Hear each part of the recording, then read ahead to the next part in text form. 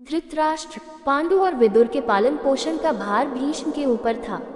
तीनों पुत्र बड़े होने पर विद्या अध्ययन के लिए भेजे गए। धृतराष्ट्र बल विद्या में, पांडु धनुर्विद्या में तथा विदुर धर्म और नीति में निपुण हुए। युवा होने पर धृतराष्ट्र अंधे होने के कारण राज्य के उत्तराधिकारी न बन सके। विदुर दासी पुत्र थे, इसलिए पांडु को ही हस्तिनापुर का राजा घोषित किया गया। भीष्म ने धृतराष्ट्र का विवाह गांधार की राजकुमारी गांधारी से कर दिया।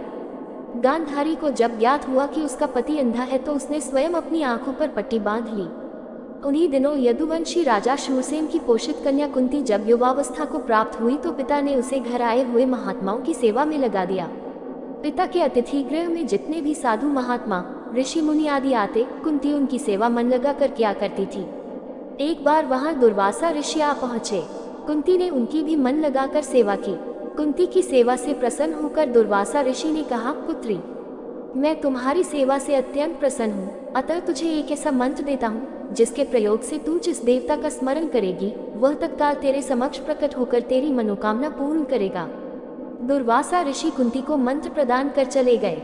मंत्र की सत्यता की जांच हेतु एक दिन कुंती ने एकांत स्थान पर बैठकर उस मंत्र का जाप करते हुए सूर्यदेव का स्मरण किया।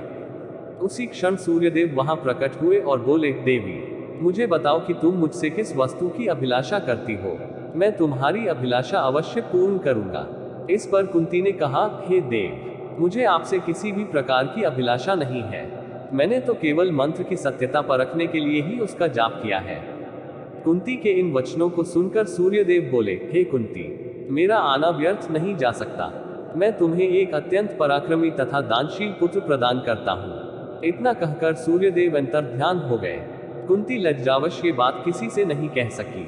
समय आने पर उसके गर्भ से कवच कुंडल धारण किए हुए एक पुत्र उत्पन्न हुआ। कुंती ने उसे एक मंजूषा में रखकर रात्रि बेला में गंगा में बहा दिया। वह बालक बहता हुआ उस स्थान पर पहुंचा जहां पर धृतराष्ट्र का सारथी अधीर अपने अश्व को गंगा नदी में जल पिला रहा था।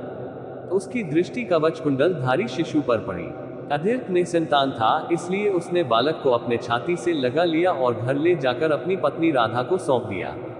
उन्होंने उस बालक को गोद ले लिया और उसका ललन पालन करने लगे। उस बालक के कान अति सुंदर थे, इसलिए उसका नाम कर्ण रखा गया।